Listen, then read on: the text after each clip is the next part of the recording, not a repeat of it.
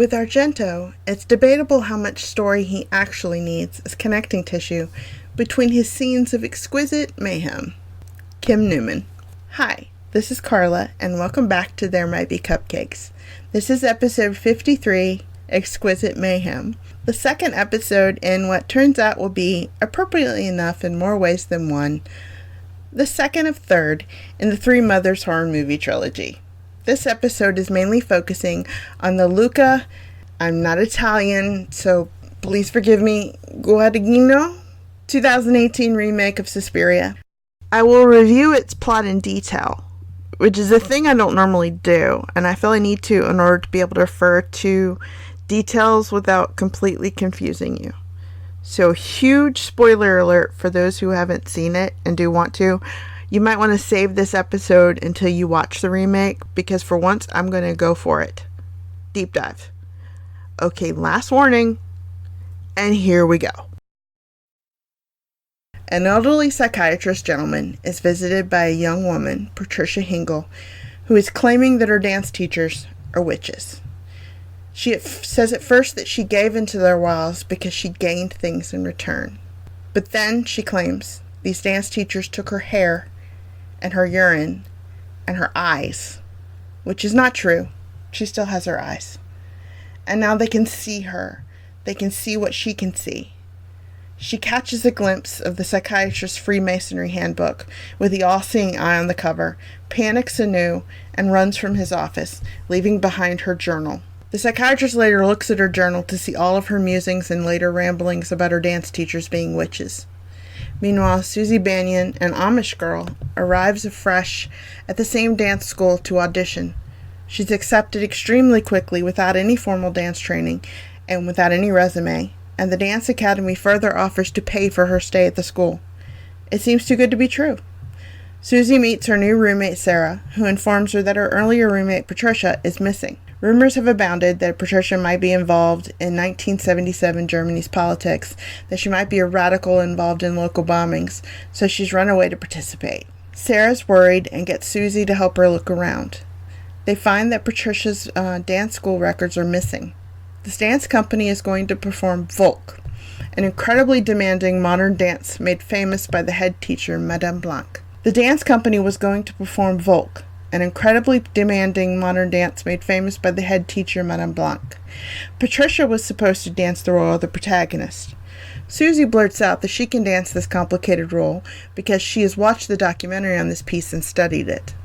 Before she can demonstrate this, Olga, another dancer, yells at the teacher about how they have no concern for Patricia's whereabouts, and when one of them again repeats the story of Patricia's becoming a German radical, Olga announces she is leaving. Her parting words are to call the teachers witches. As Susie prepares to dance the role of protagonist in Volk, to demonstrate that she can, and Olga is leaving, one of the teachers passes Olga on the stairs, and Olga suddenly cannot see. Olga, her eyes watering, stumbles into a practice room that is completely mirrored. Madame Blanc passes her hand over Susie's back, and Susie begins to dance, forcing Olga to dance with her in one of the most ghastly and yet most beautifully executed sequences of body horror that I have ever seen. Susie begins to have nightmares of Madame Blanc, of her own sick and abusive / overly punitive mother, of images of body horror. She draws closer and closer to Madame Blanc as the teachers discuss if Susie is the correct one for the mysterious head of their coven, Mother Marcos, noting that they push Patricia too soon and too hard. It is now time to perform Volk for an audience, for the last time ever, Madame Blanc announces. The teachers lie down a complicated series of interlocked pentagrams on the performance stage using metal strips, upon which the girls will dance. The design mimics one in Patricia's journal. Sarah, meanwhile, in a scene reminiscent of one in the original movie, has found the secret all-mirrored room where Olga died, and found a hidden doorway within it which leads to tunnels beneath the school. There she finds a mangled Olga and an undead Patricia, also other half-dead and undead dancers, including ones whose organs of dance expression, her hands and feet, have been removed. Sarah runs, getting lost, and a hole opens up before her. She steps into it and breaks her leg, in another A scene of body horror. Several teachers appear and force her leg back into place using magic, and do something unspecified to her mind, also forcing her back to the stage against her will, where she joins the bizarre, aggressive, grunting dance already in progress. The dancers are wearing red costumes, the tops of which look like pentagrams across their breast, the bottoms of which look like they are bleeding off their bodies. Near the end, Sarah has a screaming fit, her leg breaking anew, and the famous last performance is never completed. The psychiatrist, Dr. Joseph Klemperer, meanwhile, has been traveling back and forth between East and West Berlin, which is a laborious process, to visit his vacation home, which was once his home with his wife Anka. Anka disappeared during World War II, and her disappearance mirrors itself in Patricia's. Patricia's haunts him because of Anka's. During one of these visits, Anka steps out of the front door of the vacation home. They happily reunite, and Anka and Joseph slowly stroll back through the East Berlin-West Berlin checkpoint and continue walking, as she explains that she lost him through detainment during the war. She did not have her appropriate papers. She was unable to prove her identity. Walking arm in arm, they find themselves in front of the Marcos School of Dance. Joseph, who had stepped a few paces ahead of Anka, recognizes it and turns to tell Anka of the strange goings-on surrounding his patient Patricia. Anka is gone. There is nowhere for her to have vanished to, no alleyway, no side street. There is only snow and silence, until dance teachers come shrieking out of the dance school at him and drag him inside. This final scene is known as the Black Sabbath scene, to quote Vulture magazine. I'll link to the magazine review and their exploration of this scene in this episode's website entry and in the show notes. I won't describe it here, it's too visual. Basically, Mother Marcos states her purpose to take over Susie's young body if Susie is a willing sacrifice. Susie asks Mother Marcos which of the three mothers she serves: darkness, tears, or sighs, tenebrae, lacrimarum, or suspiriorum. Marcus hisses suspiriorum, was a departure from the original trilogy. In it, Mother Marcos was Mater Suspiriorum. And Susie smiles beatifically and says, I am her. And death itself comes from the depths of the school, wreaking havoc. Susie releases the three, Patricia, Olga, and Sarah, per their wishes, and lets them die. Sounds like a fairy tale, just like the original, doesn't it? Though a more linear fairy tale. All the elements are there. Secrets, identity, getting lost, getting lured, quest, false mothers, cruel mothers, even going to the ball, in a sense. Except in this fairy tale, there is no prince. The princess rescues, if it's fair to use that word, herself. I'll talk about this more when I return to Snow White, the original inspiration for Suspiria, and I discussed the version I read in that last episode and all its hidden oddities. But for now, I want to talk about identity in this remake and how it's almost a character all of its own. First, there's the metaphor of hijackers and political statement bombings that's woven in and out as a subplot. 1977 Berlin, and 1977 in general, was a fraught time and place. I remember as a child being aware of regular hijacking of planes and cruise ships, as well as bombings. The passenger next to you on your flight could suddenly stand up and take over, making demands and waving a weapon. Yes, almost 25 years before 9/11, this happened with regularity. And you know whether Underground is an app or a service that feeds you the weather. To me, that phrase means a militant group that developed from the activism of the 1960s, a group that believed that nonviolent protests were no longer effective. And these young people began bomb manufacturing, taking credit for bombing the New York City police station in 1970. That's what immediately came to my mind when the false accusations about Patricia's absences were planted, was the Weather Underground. What's being highlighted in the movie is the Red Army faction. They were a radical left group that terrorized West Germany with bombings, bank robberies, kidnappings, and assassinations over 30 years, starting at the beginning of World War II. Late 1977 was the worst time, which became known as the German Autumn, which included the hijacking of Lufthansa, like I said, I'm sorry, the language, Lufthansa Flight 181. I vaguely remember that. I was 77, I was 5. Again, your friend, your roommate in your dance company, your fellow dance teacher, could actually be a bomber and a bank robber. Secret and dangerous second identities, which could include being a witch.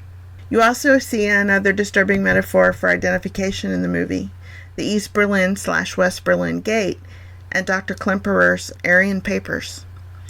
One long shot shows the laborious process through which the doctor must go to pass from one side of Berlin to the other, proving his identity again and again, going through checkpoint after checkpoint and waiting in line after line. Watching the sequence was draining, and it was supposed to be. And then later we see a close-up of the doctor's Aryan papers. There's a pamphlet that looked much like a passport from the time of World War II that in detail showed his genealogy and demonstrated that he was white enough to receive the privileges thereunto. It was an eerie document, and it made the viewer more aware of the one woman of color amongst the dance instructors, and how her presence must have still been a radical act at that time, especially during the politically tumultuous and dangerous German autumn, and it made the viewer more aware that all of the dancers in the company are white. Racial identity at the time of the movie is still haunting Germany, even amongst those with so much power like this coven. And then there is playing a character in a dance. Not all dance, of course, is playing a character, but all of the dances taught to these students in the movie involve doing so. The lead in Volk was simply called the protagonist. Volk is German for people, or the nation, or the masses. So the protagonist would be the leader, which in the ending we see Susie most certainly is. She is the mother. A spell that is seen in this movie and in the original Suspiria's inspiration, Snow White, is the glamour. Y'all might remember it from the movie The Craft. It's a spell that allows the caster to alter their appearance. In Snow White, the stepmother uses it to approach Snow White the 3 times in order to entice her to harm. In this movie, the witches use it to pretend to be Dr. Klemperer's lost wife, Anka. And in Sleeping Beauty, which will come up in a moment, the wicked fairy Maleficent uses it in some versions to hide her identity in order to attend Princess Aurora's christening. The witches hide in plain sight as dance instructors, and they hide incantations within the dance they teach to their company. And there's another fun glamour happening in this movie. Tilda Swinton is hidden within this movie, creating yet another triad. This is so much fun. Tilda Swinton, of course, plays the striking and powerful dance instructor Madame Blanc. But she also played the decaying and grotesque Mother Marcos. And she played Dr. Joseph Klemperer, the only male in the film, besides the police officers, which are only briefly shown. Dr. Klemperer even has full frontal nude shots in the Black Sabbath denouement. I have seen people, including the Vulture magazine reviewer, claim that it was so obvious that the psychiatrist was Swinton that they could see that it was obviously Tilda Swinton with makeup. But I highly doubt their claims. The makeup and her performance were both incredibly skillful. Even upon my second viewing, when I knew it was her, I watched for tells, and I saw none. She looked, moved, and sounded like a man. 2 more identities of mention in this remake. Jessica Harper, the beautiful actress who played Susie Bannion in the original Suspiria, who was chosen by Dario Argento for her resemblance to Snow White. You can see her in my artwork for episode 51, Elegant Nastiness. Made a quiet cameo in this movie. She played Dr. Joseph Klemperer's missing wife, Anka. Malgosia Bella, also credited as Margosata Bella, played both Susie's dying and overly punitive mother, and Death herself, who emerges during the Black Sabbath finale once Susie meets Mother Marcos. I have mentioned dance's spell work in the spoilers more than once. The body as incantation and incantatory has been described in historical accounts of Sabbath, of witches dancing in the forest. Modern-day practitioners of the craft often use their entire bodies in their practice and worship. Notice I speak as a geeky reader of comparative religion only. If anyone who practices wants to talk to me about this, I would be thrilled and honored. My email and Google Voice phone number are in the show notes and on the website. This is all echoed in the lyrics of the haunting soundtrack by Tom York of Radiohead. To quote from his song Suspiria, "This is what I was thinking about our bodies, what they mean for our salvation. Only the clothes that we stand up in, only the ground in which we stand. Is the darkness ours to take, bathed in lightning, bathed in heat? All is well as long as we keep spinning, here now dancing behind the wall. Mother wants us right beside her. No tomorrows. Patricia tells her psychiatrist that the witches took her hair and her urine. We see Susie's gorgeous long red hair, which has ostensibly never been cut since she was Amish, chopped off supposedly for the roles of the protagonist in Volk. And we see one of the teachers sweep up and carry her hair off in the background. We also see Susie and the other students giving urine samples to one of the teachers. We assume that the teachers told them their health is being monitored. Across many cultures and times, there are beliefs that if someone possesses a part of your body, they can make things happen to you or for you. And then we come to sleep and dreams as spell work. Although scientists continue to work on the mysteries of the dream world, I myself currently take an off-label medication to help with chronic nightmares brought on by chronic PTSD. As I've discussed in other episodes, sleep is one of the human activities about which we know the least. In the original Suspiria, Susie and the other dancers are drugged by their teachers in order to be controlled.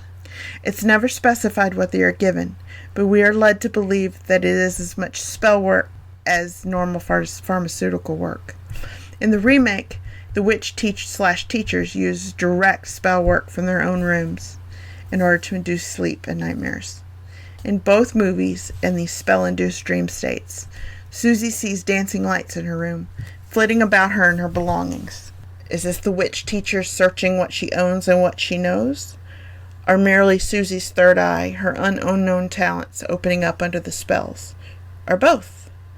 The liminal space between sleep and awakening is charged with power, it seems, with imagery and knowledge that the brain doesn't give us when we are awake.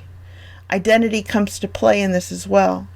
In the remake, Susie comes awake from a nightmare screaming, "I know who I am."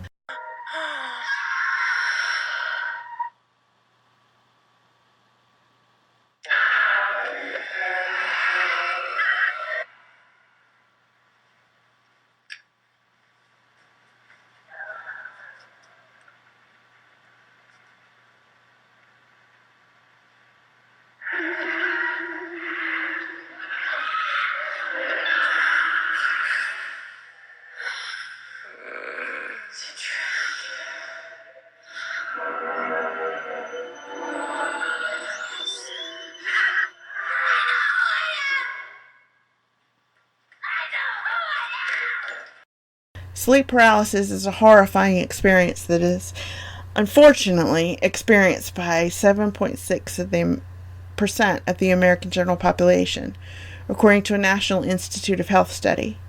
In that same study, the scientists found that the subjects of this movie, college-age students, were 28.3% more likely to experience sleep paralysis than the average person. Psychiatric patients of that age, like Patricia, the first dance student we see in the remake, have an even higher likelihood of experiencing this horrifying sleep disruption, 31.9% and 34.6% for psychiatric patients with panic disorder, which appears to be what's wrong with Patricia, according to Dr. Klemperer's notes.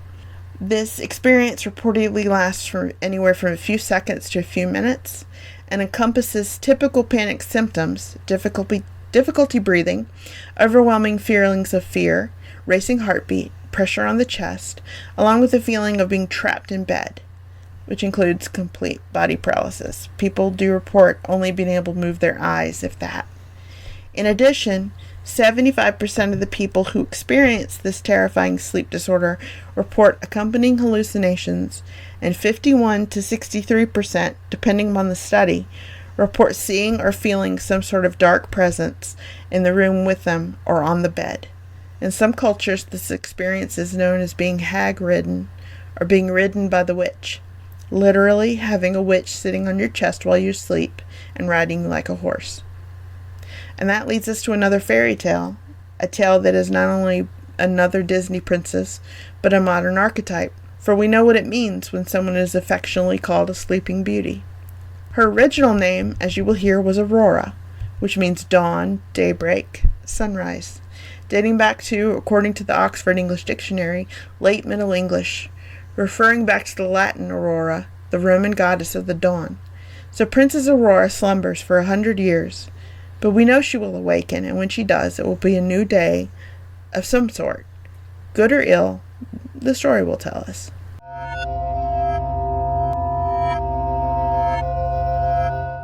Charles Perrault. Source: The Fairy Tales of Charles Perrault. The Sleeping Beauty in the Wood. There were formerly a king and queen who were so very sorry they had no children, so sorry that it cannot be expressed. They went to all the waters in the world. Vows, pilgrimages, all ways were tried, and all to no purpose. At last, however, the queen proved with child, and was brought to bed of a daughter. There was a very fine christening, and the princess had for her godmothers all the fairies they could find in the whole kingdom. They found 7, that every one of them might give her a gift, as was the custom of fairies in those days, and by this means the princess might have all the perfections imaginable. After the ceremonies of the christening were over, all the company returned to the king's palace, where was prepared a great feast for the fairies. There was placed before every one of them a magnificent cover with a case of massive gold, wherein was a spoon, knife, and fork, all of pure gold set with diamonds and rubies. But as they were all sitting down at table, they saw come into the hall a very old fairy whom they had not invited, because it was above 50 years since she had been out of a certain tower, and she was believed to either be dead or enchanted. The king quickly ordered her a cover, but he could not furnish her with a case of gold as the others, because they had 7 only made for the 7 fairies. The old fairy fancied she was slighted, and muttered some threat between her teeth. One of the young fairies who sat by her overheard how she grumbled, and judging that she might give the princess some unlucky gift, went as soon as she rose from the table, and hid herself behind the hangings, so that she might speak last, and repair as much as she could the evil which the old fairy might intend. In the meanwhile, all the fairies began to give their gifts to the princess. The youngest gave her for gift that she should be the most beautiful person in the world. The next, that she should have the wit of an angel. The third, that she should have the wonderful grace in everything she did. The fourth, that she should dance perfectly well. The fifth, that she should sing like a nightingale. And the sixth, that she should play upon all kinds of music to the utmost perfection. The old fairy's turn coming next, with a head shaking more with spite than age, she said that the princess should have her hand pierced with a spindle and die of the wound. This terrible gift made the whole company tremble, and everybody fell a crying. At this very instant the young fairy came out from behind the draperies and spake these words aloud. Be reassured, O king and queen. Your daughter shall not die of this disaster. It is true, I have no power to undo entirely what my elder has done. The princess shall indeed pierce her hand with a spindle, but instead of dying, she shall only fall into a profound sleep, which shall last 100 years, at the expiration of which a king's son shall come and awake her. The king, to avoid the misfortune foretold by the old fairy, caused immediately proclamations to be made, whereby everybody was forbidden, upon pain of death, to spin with a distaff and spindle, or to have so much as any spindle in their houses. About 15 or 16 years after, the king and queen being gone to one of their houses of pleasure, the young princess happened one day to divert herself running up and down the stairs, the palace. When going from one apartment to another, she came into a little room on the top of a tower, where a good old woman alone was spinning with her spindle. This good woman had never heard of the king's proclamation against spindles. What are you doing there, goody? Said the princess. I am spinning, my pretty child, said the old woman, who did not know who she was. Ha! Said the princess. This is very pretty. How do you do it? Give it to me so I see if I can do so.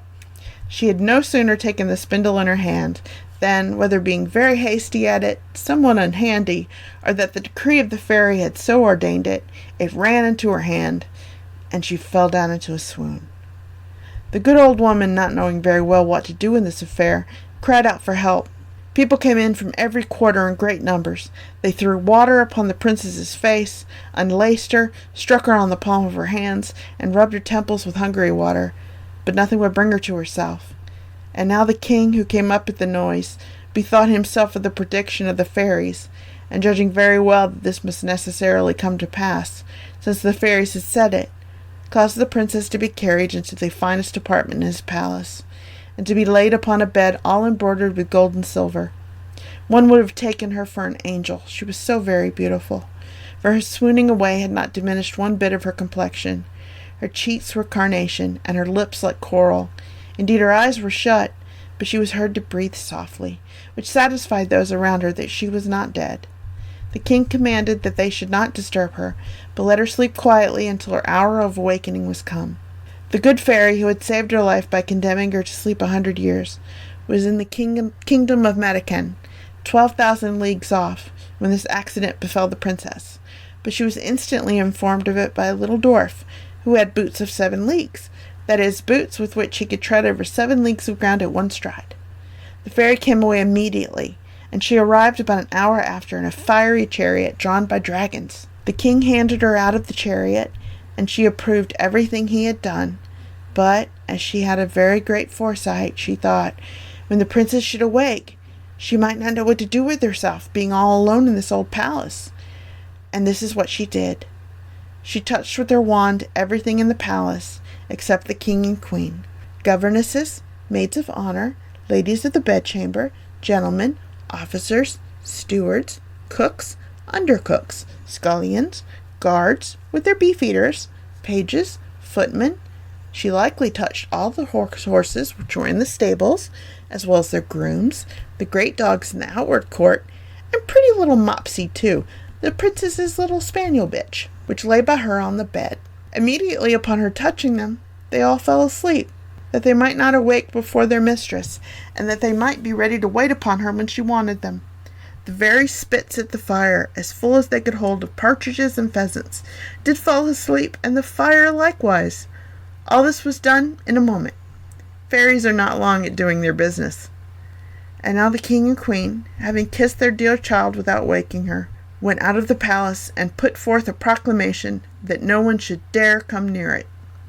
This, however, was not necessary, for in a quarter of an hour's time there grew up all around the park such a vast number of trees, great and small, bushes and brambles, twining with one within another, that neither man nor beast could pass through, so that nothing could be seen but the very tops of the towers of the palace, and that too, not unless it was a good way off. Nobody doubted but the fairy gave Harriott a sample of her art, that the princess, while she continued sleeping, might have nothing to fear from any curious people. When 100 years were gone and past, the son of the king then reigning, and who was of another family from that of the sleeping princess, being gone a-hunting on that side of the country, asked, "What were those towers which he saw in the middle of a great thick wood?" Everyone answered according as they had heard.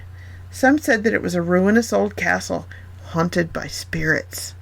Others, that all the sorcerers and the witches of the country kept their Sabbath, or night's meeting there. The common opinion was that an ogre lived there, and that he carried thither all the little children he could catch, that he might eat them up at his leisure, without anybody's being able to follow him, as having himself only the power to pass through the wood. The prince was at a stand, not knowing what to believe, when the very aged countryman spake to him thus: "May it please your royal highness, it is now above 50 years since I heard my father, who heard my grandfather, say that therein was in this castle a princess, the most beautiful was ever seen, that she must then sleep there 100 years, and should be awaked by a king's son, for whom she was reserved." Well, the young prince was all on fire at these words, believing, without a moment's doubt, that he could put an end to this rare adventure, and pushed on by love and honor, resolved that moment to look into it. Scarce had he advanced towards the wood, when all the great trees, the bushes and brambles, gave way of themselves to let him pass through. He walked up to the castle, which he saw at the end of a large avenue, which he went into, and what a little surprised him he was, that he saw none of his people could follow him, because the trees closed again as soon as he'd passed through them. However, he did not cease from continuing his way. A young and amorous prince is always valiant. He came into a spacious outward court, where everything he saw might have frozen up the most fearless person with horror. There reigned over all a most frightful silence. The image of death everywhere shewed itself, and there was nothing to be seen but stretched out bodies of men and animals, all seeming to be dead. He, however, knew very well by the ruby faces and pimpled noses of the beef-eaters that they were only asleep, and their goblets, wherein still remained some drops of wine, showed plainly that they fell asleep in their cups. He then crossed a court paved with marble, went up the stairs, and came into the guard chamber, where the guards were standing in their ranks, with their muskets on their shoulders, and snoring as loud as they could. After that he went through several rooms full of gentlemen and ladies, all asleep, some standing, others sitting. At last he came into a chamber all gilded with gold, where he saw upon a bed, the curtains of which were all open, the finest sight was ever beheld. A princess, who appeared to be about 15 or 16 years of age, and whose bright, and in a manner resplendent beauty, had somewhat in it divine. He approached with trembling and admiration, and fell down before her on his knees. And now, as the enchantment was at an end, the princess awaked, and looking on him with eyes more tender than the first view might seem to admit of, "Is it you, my prince?" said she to him. "You have tarried long." The prince, charmed with these words, and much more with the manner in which they were spoken, knew not how to shew his joy and gratitude. He assured her that he loved her better than he did himself. His discourse was not well connected, but it pleased her all the more. Little eloquence, a great deal of love. He was more at a loss than she, and we need not wonder at it. She had some time to think on what to say to him, for it's very probable, though history mentions nothing of it, that the good fairy, during so long a sleep, had entertained her with pleasant dreams. In short, when they talked for hours together, they said not half what they had to say. In the meanwhile, all the palace awaked. Everyone thought upon their particular business, and as not all of them were not in love, they were ready to die for hunger. The chief lady of honor, being as sharp-set as other folks, grew very impatient, and told the princes aloud that supper was served up.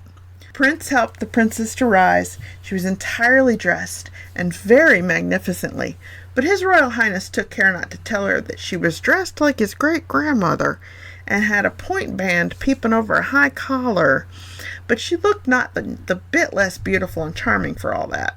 They went into the great hall looking-glasses, where they supped, and were served by the princess's officers. The violins and hautboys played old tunes, but very excellent, though it was now above 100 years since they had been played.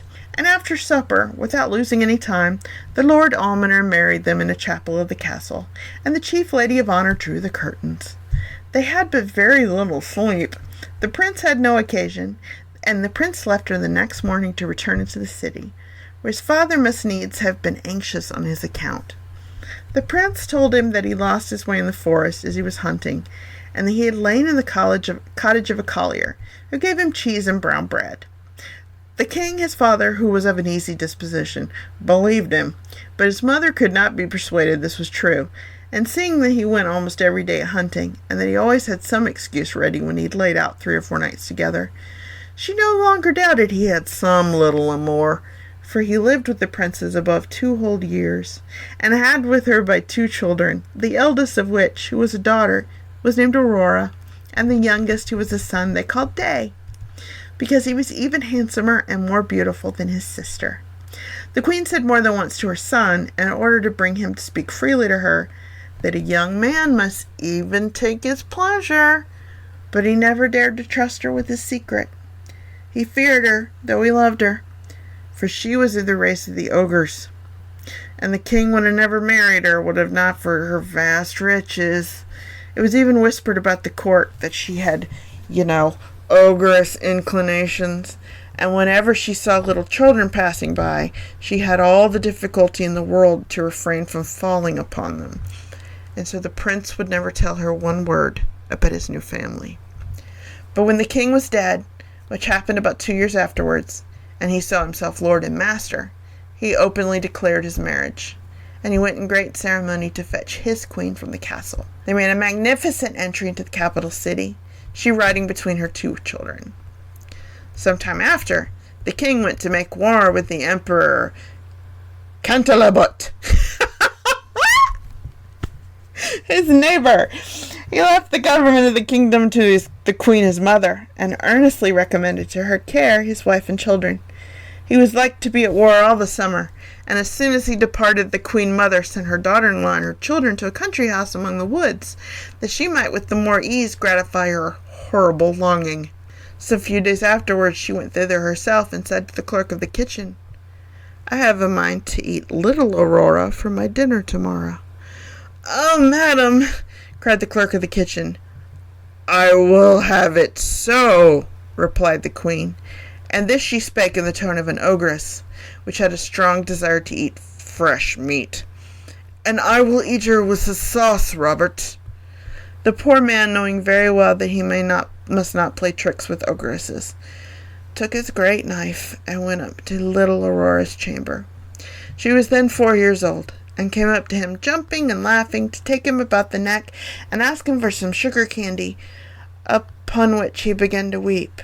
The great knife fell out of his hand, and he went into the backyard and killed a little lamb, and dressed it with such good sauce that his mistress assured him she'd never eaten anything so good in all her life. He had at the same time taken up little Aurora and carried her to his wife, to conceal her in the lodging he had at the end of the courtyard. About 8 days afterward, the wicked queen said to the clerk of the kitchen, "I will sup upon little Day." He answered not a word, being resolved to again cheat her as he had done before. He went to find out little Day, and saw him with a little foil in his hand, with which he was fencing with a great monkey, the child being only then 3 years of age. He took him up in his arms, and carried him to his wife, that she might conceal him in her chamber along with his sister. And in the room of little Day cooked up a young kid, very tender, which the ogress found to be wonderfully good.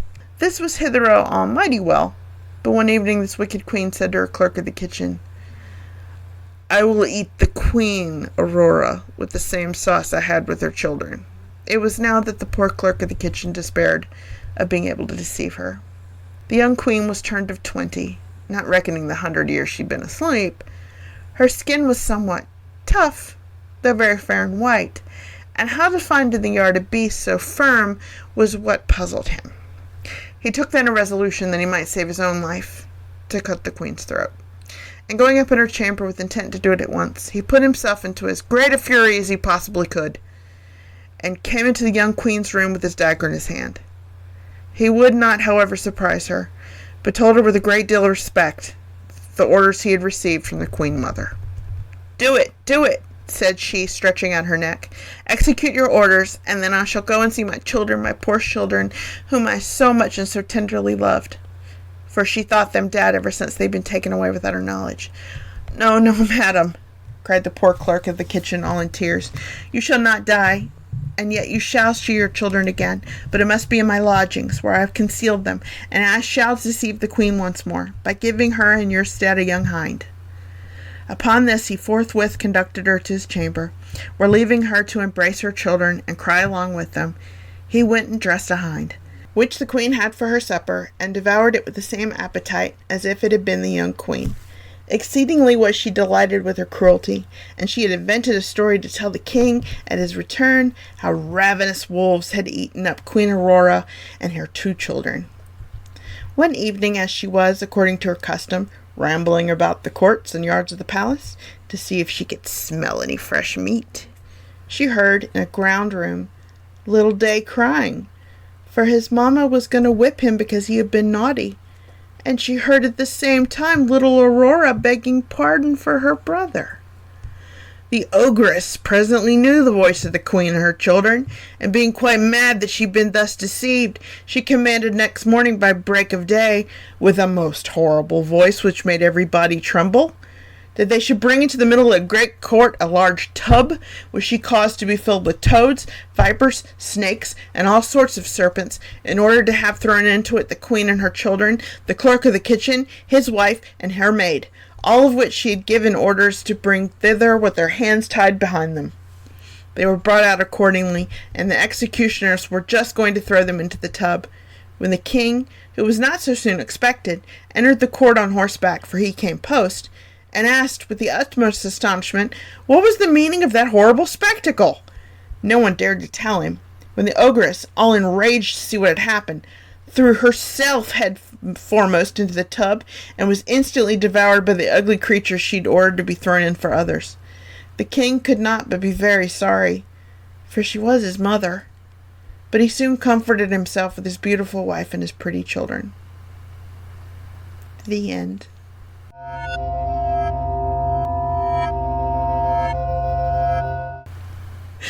Great googly moogly.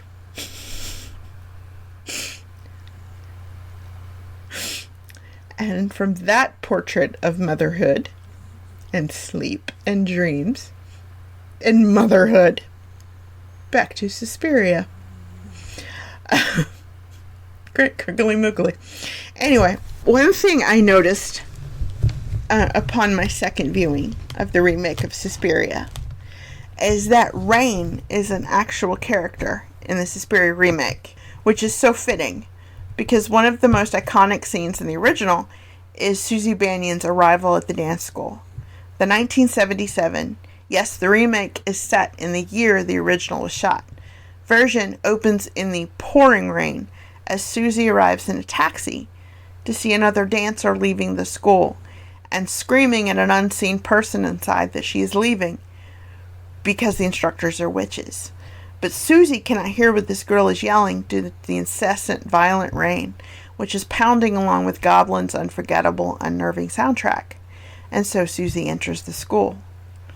I noticed upon the second viewing of the remake that it rained incessantly until Susie started claiming her personal power, and that it rained during extremely important scenes, and then the rain stopped, never to return, slowly replaced with snow, and that it was snowing hard when Dr. Klemperer was tricked and lured back to the Marco School of Dance. The rain is loud and invasive. You can hear it inside your residence. Rain soaks your hair, clothing, skin, belongings. Rain can flood. It pounds and rattles and distracts, and it demands to be heard. Snow is soft and insidious and quiet. One can sleep through a night of snow to awaken to a surprise blizzard, to a surprise blanket of white, to a surprise changed landscape. Rain is violent change. Rain is fear. Rain is tempest. Snow is sneakiness. Snow is also softness. Snow can be playful, and snow can smother. The Volk dance of stomps and slamps and grunts and loud breaths is pounding rain. Susie's commanding presence at the Black Sabbath is snow, which leads us back in a circle to Snow White, one of the sources that inspired the original writer and director Dario Argento. And today I'm going to read another fairy tale, a translation of the very first edition of Little Snow White. And it's quite different. I want to compare it to the version I read in episode 51, Elegant Nastiness, which is a version of unknown date. It's also by the Grimm brothers, and it's a version I got from Gutenberg.org. The version I'm going to read today is a brand new translation of the very first edition. It's a translation done by Jack Zipes. The source is in the show notes, and it'll be on the website entry for this episode. But it is the very first edition. There are several really interesting differences between the version I read in episode 51 and the first edition I'm going to read today. In the version from episode 51, the evil queen is the stepmother of Snow White. More interestingly, for Suspiria and the Three Mothers series, the first edition's evil vain queen is actually little Snow White's mother. Again, in the original version, in both versions, Snow White is 7 years old. Did you notice that from episode 51? She's 7. So her stepmother/mother is competing with her 7-year-old stepdaughter/daughter with regards to beauty, from which we are to assume the ability to track men to be sexually alluring. 7. This is the disturbing landscape of fairy tales that we sometimes do not notice, that's underneath the surface. That's the ooky stuff under the moss-covered rock when you turn it over. 7 years old is, in some cultures and religions, considered to be the age of reason, the age at which children can be considered to have moral responsibility for their actions. So it's interesting to me that she's specifically 7 years old. Maybe a coincidence? Maybe.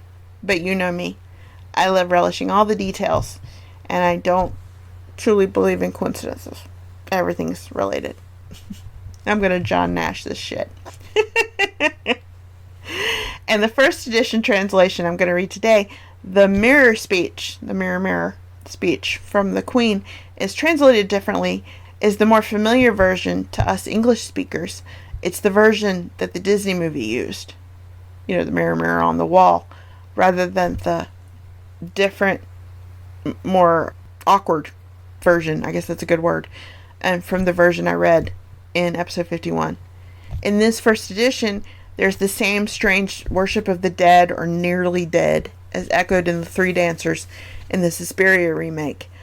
Only it's much more intense in this version than in the translation I read in episode 51. Much more intense. Also, what disturbs me far more than Snow White's age is the intensity in this version of the dwarves and the prince's struggle for Snow White's corpse. They all want desperately to keep and house her body. Why? Why? For what purpose? It's never overtly stated. But a man of high standing comes across a apparently dead child in his daily travels, just do.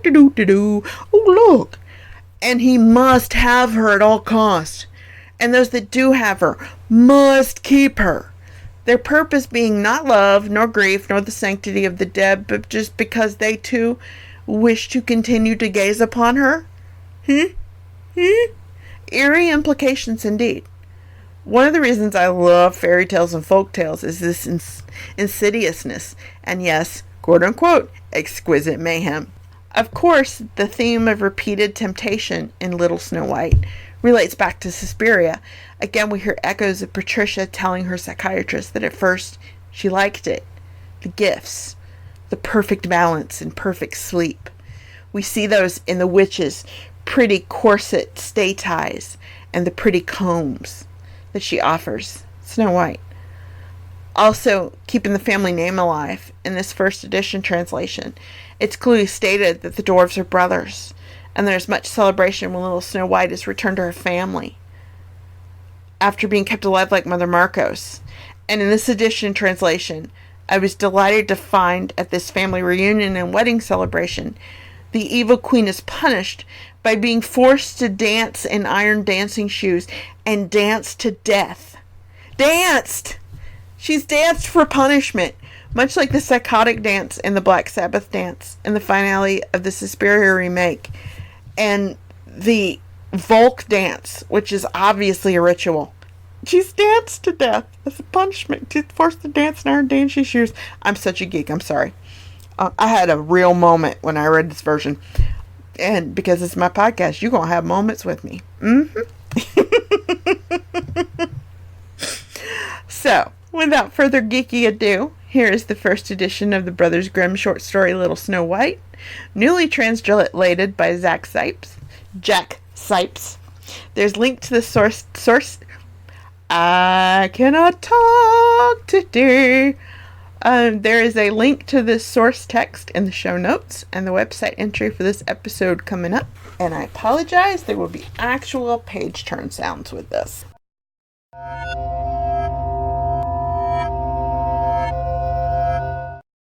Once upon a time, in the middle of winter, when snowflakes were falling like feathers from the sky, a beautiful queen was sitting and sewing at a window with a black ebony frame.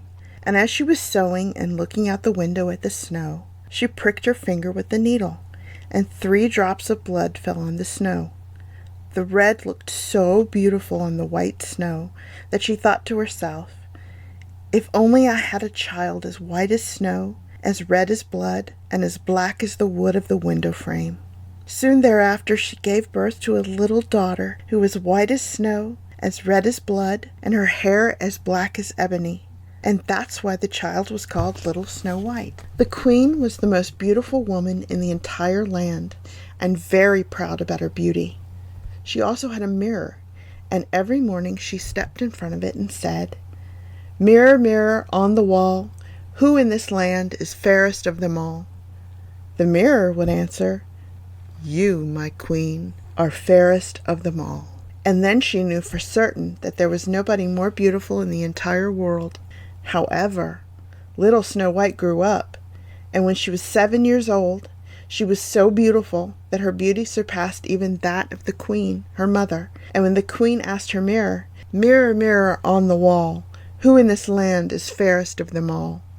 the mirror answered, "You, my queen, may have a beauty quite rare, but little Snow White is 1,000 times more fair." When the queen heard the mirror speak this way, she became pale with envy, and from that hour onward, she hated Snow White. And when she looked at her and thought that little Snow White was to blame that she, the queen, was no longer the most beautiful woman in the world, her heart turned against little Snow White. Her jealousy kept upsetting her, and so she summoned the huntsman and said, "Take the child out into the forest to a spot far from here. Then stab her to death and bring back her lungs and her liver as proof of your deed. After that I'll cook them with salt and eat them." The huntsman took little Snow White and led her out into the forest.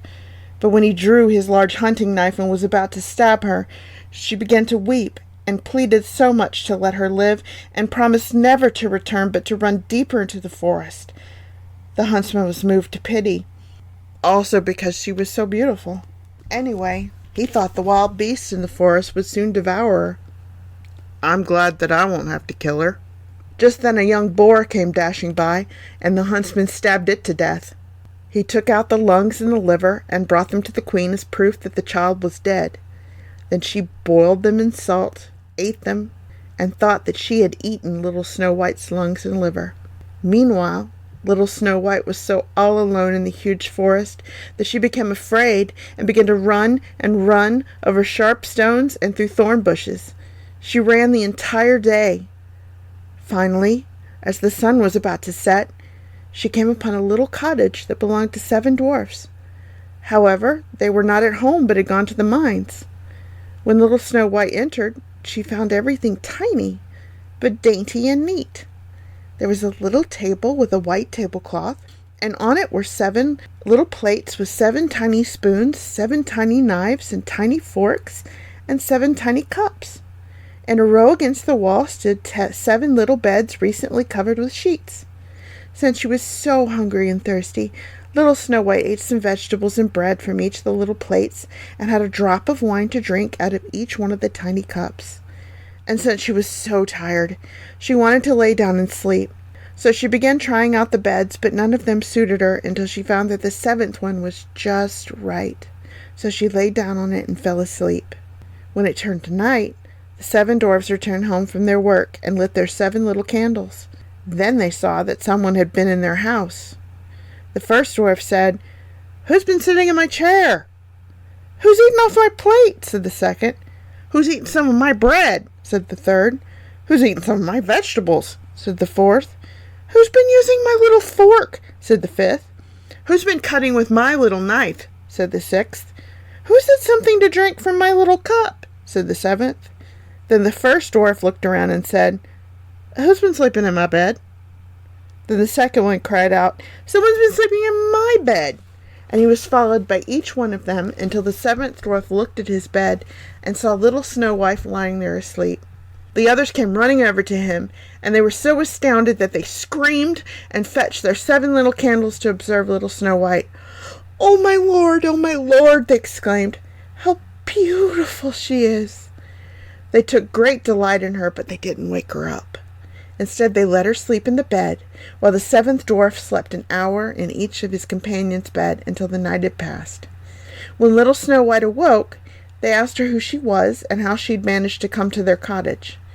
Then she told them how her mother had wanted to have her killed, how the huntsman had spared her life, and how she had run all day until she had eventually arrived at their cottage. Then the dwarfs took pity on her and said, "If you'll keep house for us, cook, sew, make the beds, wash, and knit, and if you'll keep everything neat and orderly, you can stay with us, and we'll provide you with everything you need. When we come home in the evening, dinner must be ready. During the day we're in the mines and we dig for gold. You'll be alone, and you'll have to watch out for the queen and not let anyone enter the cottage." In the meantime, the queen believed that she was once again the most beautiful woman in the land, and she stepped before her mirror and asked, "Mirror, mirror on the wall, who in this land is fairest of them all?" The mirror answered, "You, my queen, may have a beauty most rare, but beyond the 7 mountains this I must tell, little Snow White is living quite well. Indeed, she's still 1,000 times more fair." When the queen heard this, she was horrified, for she saw that she had been deceived and that the huntsman had not killed little Snow White. Since nobody but the 7 dwarfs lived in the 7 mountains region, the queen knew immediately that little Snow White was dwelling with them, and began once again plotting ways to kill her. As long as the mirror refused to say that she was the most beautiful woman in the land, she would remain upset. Since she couldn't be absolutely certain and didn't trust anyone, she disguised herself as an old peddler woman, painted her face so no one could recognize her, and went to the cottage of the 7 dwarfs, where she knocked at the door and cried out, "Open up, open up. I'm the old peddler woman. I've got pretty wares for sale." Little Snow White looked out the window. "What do you have for sale?" "Stay laces, dear child," the old woman replied, and took out a lace woven from yellow, red, and blue silk. "Do you want it?" "Well, yes," said little Snow White, and thought, "I can certainly let this good old woman inside. She's honest enough." So little Snow White unbolted the door and bought the lace. "My goodness, you're so sloppily laced up," said the old woman. "Come, I'll lace you up properly for once."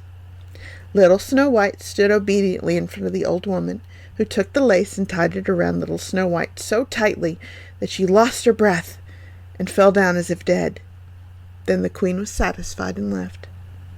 Not long after nightfall, the dwarfs came home, and when they saw their dear Snow White lying on the ground, they were horrified, for she seemed to be dead. They lifted her up, and when they saw that she was laced too tightly, they cut the stay lace in two. At once she began to breathe a little, and after a while she had fully revived. "That was nobody else but the queen," they said. "She wanted to take your life. Be careful, and don't let anyone else enter the cottage." Now the queen asked her mirror, "Mirror, mirror on the wall, who in this land is fairest of all?" The mirror answered, "You, my queen, may have a beauty quite rare, but little Snow White's alive. This I must tell. She's with the dwarves and doing quite well. Indeed, she's still 1,000 times more fair." The queen was so horrified that all the blood rushed to her heart when she realized that little Snow White was alive once again. So she began thinking day and night how she could put an end to little Snow White. Finally, she made a poisoned hair comb, disguised herself in a completely different shape, and went off to the dwarf's cottage once again. When she knocked on the door, however, little Snow White called out, "I'm not allowed to let anyone enter." The queen took out the comb, and when little Snow White saw it shine, and that the woman was someone completely different from the one she had previously met, she opened the door and bought the comb. "Come," said the peddler woman, "I'll also comb your hair." But no sooner did the old woman stick the comb in little Snow White's hair than the little maiden fell down and was dead. "Now you'll remain lying there," said the queen, and her heart had become lighter as she returned home. However, the dwarfs came home in the nick of time. When they saw what had happened, they pulled the poison comb out of little Snow White's hair, and she opened her eyes and was alive again. She again promised the dwarfs that she would certainly not let anyone inside, ever again. Now the queen stepped in front of her mirror once more and asked, "Mirror, mirror on the wall, who in this land is fairest of all?" The mirror answered, "You, my queen, may have a beauty quite rare, but little Snow White's alive, this I must tell. She's with the dwarves and doing quite well. Indeed, she's still 1,000 times more fair." When the queen heard this once again, she trembled and shook with rage. "Little Snow White shall die," she exclaimed, "even if it costs me my own life." Then she went to a secret chamber where no one was allowed to enter. Once inside, she made a deadly poisonous apple. On the outside, it looked beautiful with red cheeks. Anyone who saw it would be enticed to take a bite. And thereafter, she disguised herself as a peasant woman, went to the dwarf's cottage, and knocked on the door. Little Snow White looked and said, "I'm not allowed to let anyone inside. The 7 dwarfs have strictly forbidden me." "Well, if you don't want to let me in, I can't force you," answered the peasant woman. "I'll surely get rid of my apples in time, but let me give you one to test." "No," called Little Snow White. "I'm not allowed to take anything. The dwarfs won't let me." "You're probably afraid," said the old woman. "Look, I'll cut you an apple in 2. You can eat the beautiful red half." However, the apple had been made with such cunning that only the red part was poisoned. When Little Snow White saw through the window that the peasant woman was eating her half, and when her desire to taste the apple grew stronger, she finally let the peasant woman give her the other half through the window. As soon as she took the bite of the apple, she fell to the ground and was dead. The queen rejoiced, went home and asked the mirror, "Mirror, mirror on the wall, who in this land is the fairest of all?" And the mirror answered, "You, my queen, are now the fairest of all." "Now I can rest in peace," she said. "Once again I am the most beautiful in the land, and Snow White will remain dead this time." When the dwarfs came home from the mines that evening, they found Little Snow White lying on the ground, and she was dead. They unlaced her, and they tried to find something poisonous in her hair, but nothing helped. They couldn't revive her, so they laid her on a bier, and all 7 of them sat down beside it and wept for 3 whole days. Then they attended to bury her, but she looked more alive than dead, and she still had such pretty red cheeks. So instead they made a glass coffin and placed her inside so she could easily be seen. Then they wrote her name on the coffin in gold letters, and they added the family name. One of the dwarves remained at home every day to keep watch over her. So Little Snow White laid in the coffin for a long, long time, but did not rot. She was still white as snow and red as blood, but if her eyes could have opened, they would have been black as ebony, because before she lay there as if she was sleeping. Now it happened that a prince came to the dwarf's cottage one day and wanted to spend the night there. When he entered the room, and he saw Little Snow White lying in the coffin and the 7 little candles casting their light right on her, he couldn't get enough of her beauty. Then he read the golden inscription, and he saw that she was a princess. So he asked the dwarfs to sell him the coffin with the dead Little Snow White inside. But they wouldn't accept all the gold in the world for it. Then he pleaded with them to give Little Snow White to him as a gift, because he couldn't live without gazing upon her, and he would honor her and hold her in high regard as his most beloved in the world all of his days. Well, the dwarfs took pity on him and gave him the coffin, and the prince had it carried to his castle. It was then placed in his room, where he himself sat the entire day and couldn't take his eyes off her. And when he had to leave the room and couldn't see Little Snow White, he became sad. Indeed, he couldn't eat a thing unless he was standing near the coffin. However, the servants, who had to carry the coffin from place to place in the castle all the time, became angry about this. And at one time a servant opened the coffin, lifted the dead Little Snow White in the air, and said, "Why must we be plagued with so much work, all because of a dead maiden?" On saying this, he shoved Little Snow White's back with his hand, and out popped the nasty piece of apple that had been stuck in Little Snow White's throat, and she was once again alive. As soon as this happened, she went to the prince, and when he saw his dear Little Snow White alive, he rejoiced so much that he didn't know what to do. Then they sat down at the dinner table and ate with delight. The wedding was planned for the next day, and Snow White's godless mother was also invited to attend. I have to stop her here. I'm not adding that in. It says Snow White's godless mother, just so you know. So anyway, back to the story. The wedding was planned for the next day, and Snow White's godless mother was also invited to attend. When she now stepped before the mirror, she said, "Mirror, mirror on the wall, who in this land is the fairest of all?"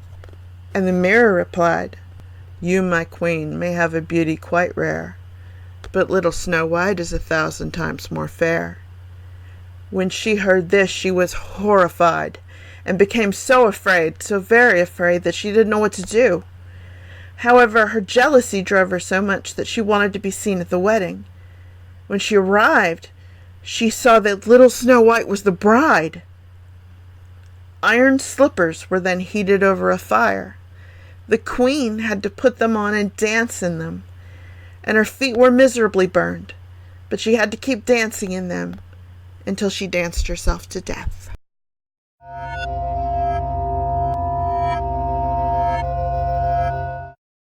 I hope you've enjoyed the second deep dive into the Three Mothers horror movie series as much as I have. There will be, as I've said, appropriately enough in several ways, a third episode. So many triads. For next time, architecture and geography as spellwork, the role of young in Identity and Witchcraft and in these movies, and the role of the triad, not only maid, mother, and crone, but also the other triads mentioned briefly in Mother of Tears, the Furies, the Fates, and the Graces, and the original source inspiration for the original Suspiria, Thomas de Quincey. Thank you as always for listening. I love you guys. Thanks to my new physical therapy regimen and certain plans I've put into place behind the scenes, I plan to be recording for you much more often.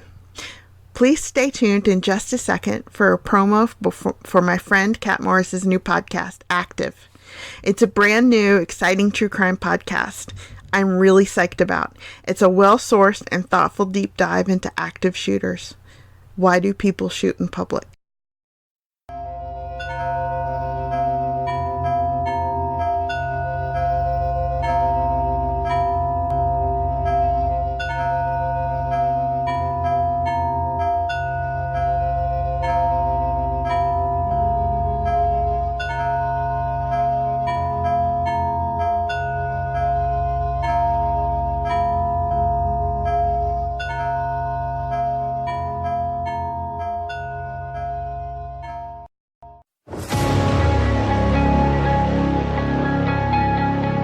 The investigation into the high school massacre is... Parkland High School massacre. At least 14 dead, 50 injured. 13 people were killed today in a mass shooting that includes a suspected gunman. Coming soon, Active Shooter, a podcast that studies the psychology, motives, and methods behind some of the most notorious active shooters in North America and beyond. East Alameda Avenue. They're saying somebody's shooting in the auditorium. 315 and 314. We will discuss the whys, the hows, and most importantly, the proposed solutions. 16, I need a rescue in here. Hot, we got a guy shot. Can the proper mix of mental health services and gun access put a stop to what has now become an accepted everyday occurrence? Have we become desensitized and accepting of this new phenomenon? Join us as we break down each case and discuss the failures that led to each event and how we can identify and stop them in the future. Join us soon, and please subscribe to Active Shooter